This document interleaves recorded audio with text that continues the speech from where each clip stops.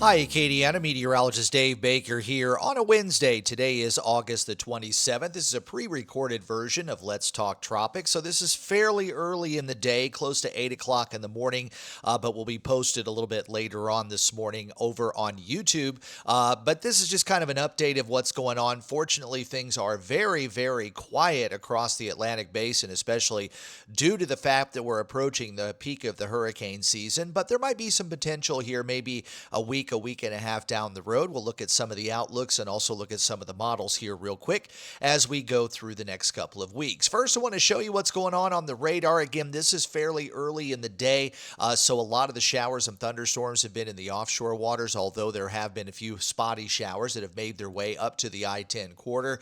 Kind of cloudy, kind of hazy out there during the early part of the day on Wednesday, but as far as traveling, for the morning time period, most of you will be okay, but there will be those scattered showers and thunderstorms firing up as we go into the afternoon. So we got a couple of things that are going on. We've got kind of a trough in the eastern half of the country. We got a frontal boundary that's kind of draped here along the Gulf Coast, and there's an old frontal boundary that's out here that's washing out. So you got moisture that's kind of coming in from the northwest, and you've also got moisture that's starting to slide in from the south. So the squeeze play is going on here in Acadiana, and you already are feeling the increase in the humidity, and again, we're going to be seeing a better chance for showers and thunderstorms.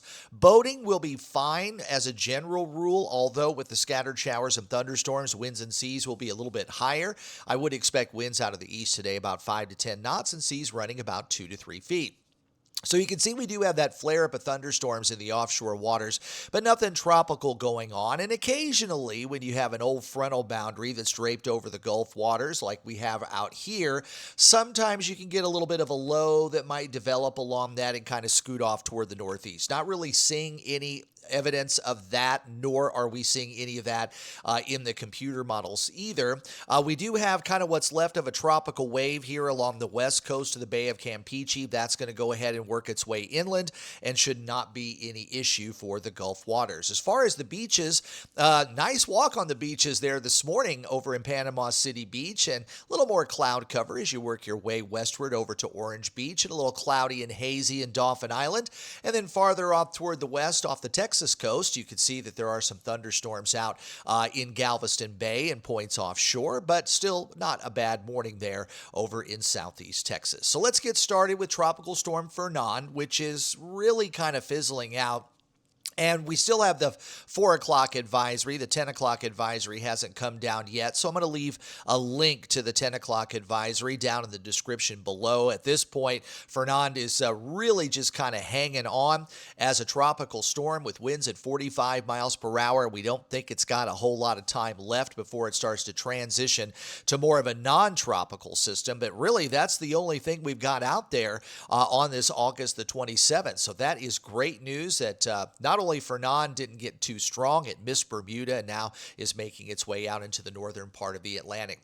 We still have a tropical wave, or kind of what's left of 99L, if you might remember that from last week. That's right about there, and it's going to continue its track off toward the west, bringing some downpours to Honduras, Nicaragua, down to Costa Rica, and even Panama as well. The rest of the Caribbean is relatively quiet. You can see the remnants there of 99L. Also producing some thunderstorms there over northern Venezuela, or rather northern Colombia, and then over to the west into Panama. So at this point, we're not expecting any redevelopment. We've got another tropical wave that's moving across the west central portion of the Atlantic here. That's going to continue to work west, and I do think it's going to bring some showers to the northern Leeward Islands, the Virgin Islands, and eventually Puerto Rico, and we think this is going to kind of make its way off toward the west-northwest. At this point, it's not showing any signs of organization, nor do we expect anything to form in that area. And the rest of the tropical Atlantic satellite is relatively quiet. Again, we've got a number of tropical waves that are coming across the Atlantic. You got one right about there, and you got another one coming off the African coast there, but there's quite a bit of Saharan dust and some dry air in place over the eastern part of the Atlantic. So as these waves move off toward the west, right now, there just doesn't seem to be a whole lot of chance for these to develop. They're going to run into that dry air. They're going to run into that Saharan dust.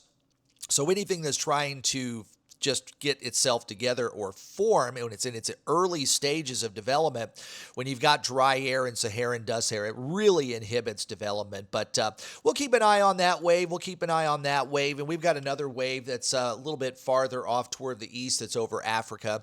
And as that kind of rolls off, we'll watch that as well. You can see here on the Eastern Atlantic satellite image a little bit better. You can see some of the Saharan dust as the sun, because it's morning here, it's getting to be mid-afternoon there in the mid part of the Atlantic. So the sun shining down on that visible satellite shows a lot of that Saharan dust. So that's what the tropical waves are going to be kind of running into here over the next several days. And that's why Fernand is really the only player out there. A couple of tropical waves are going to bring some rain, maybe some gusty winds to Central America, the Northern Virgin Islands and Northern Leeward Islands, rather, and perhaps over toward the Cape Verde Islands off the African coast.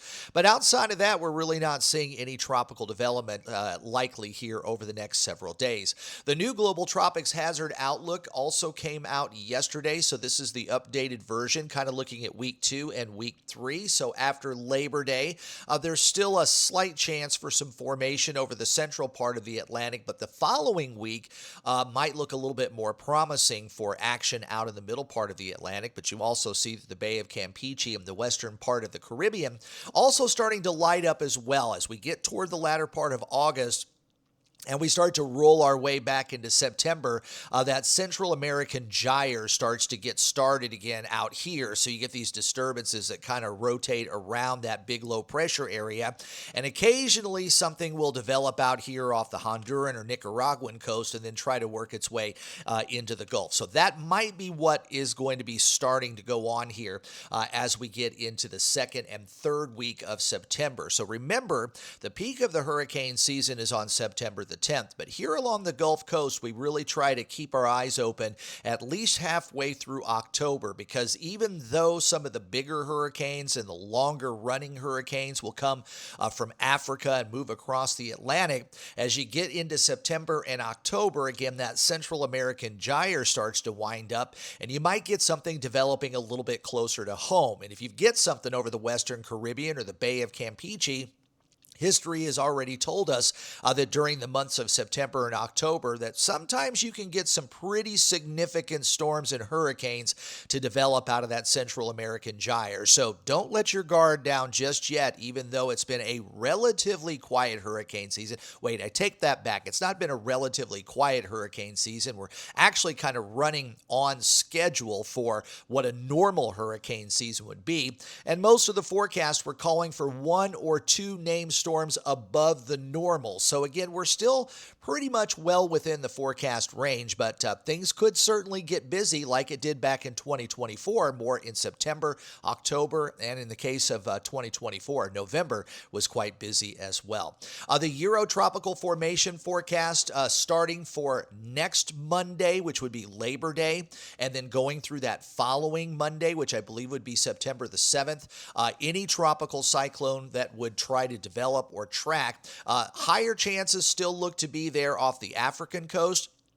Maybe something around that Central American Gyre in the southwestern Caribbean, but really low-end chances for the most part, less than 50% for the most part across the Atlantic basin. So that Euro-tropical formation forecast kind of falls in line with the extended global tropics hazard that I showed you there just a little bit before. So let's just kind of run through the models real quick and see if there's anything out there. This is the Euro model, and you see what's left of Fernand kind of rolling its way there across the northern Atlantic. You get a couple of little blips of low pressure off the Atlantic coast. That's going to be near a frontal boundary. If that becomes tropical, that's yet to be seen. But as we go all the way out here into the middle part of next week, you don't really see a whole lot here going out for the next 10 days. This is beyond 10 days, actually. In fact, if we take it all the way down, we got to wait until about September 9th or 10th before things start to get a little more active there off the African coast. So the next 10 days is looking really quiet according to the Euro model. Let's jump back here with the GFS.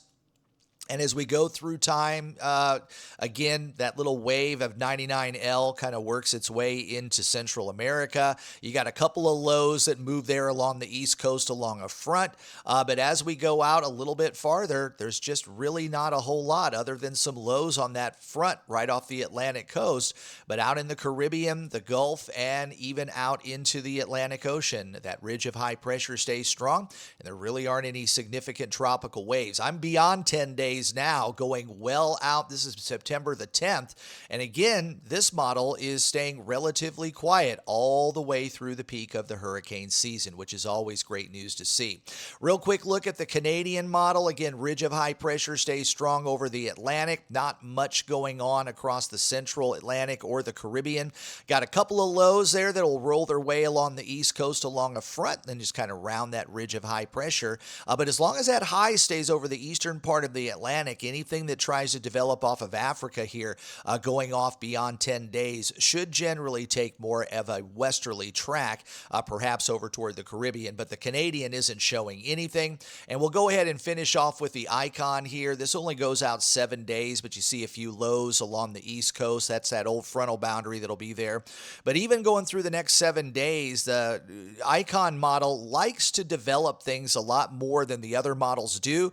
And the only thing I see going out 7 days is maybe a weak low pressure area there near the Cape Verde Islands, kind of rounding that southern ridge of high pressure. So actually, as we look ahead here for the next week and a half to 2 weeks, things are eerily quiet over the Atlantic basin, which is exactly what we like to see this time of the year, considering hurricanes and tropical storms can get quite intense and quite dangerous as we head toward the peak of the hurricane season. Part of the reason is because the water temperatures are so extremely warm. We did have a little bit of a cool down thanks to Hurricane Aaron there north of Hispaniola and then east of the Carolinas. You get some slightly cooler temperatures, but those are going to rebound pretty nicely here over the next couple of weeks. But you can see that that's put the temperatures at the surface just a little bit below normal, but they are still warm enough to support tropical weather. Same goes with the Caribbean and much of the Gulf waters, and that tropical cyclone heat potential is sky high there over the western part of the Caribbean. And that's part of the concern as we get a little later in the hurricane season.